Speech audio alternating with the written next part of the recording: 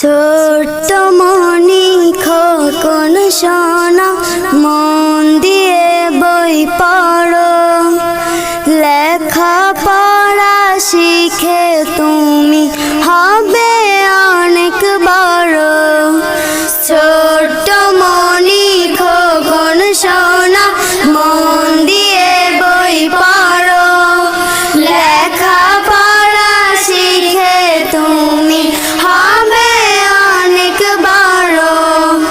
বিশ্বটাকে গড়তে হলে নিজকে আগে গড়ো, কোরআন হাদিস পড়ে তুমি আলোর পথে চলো।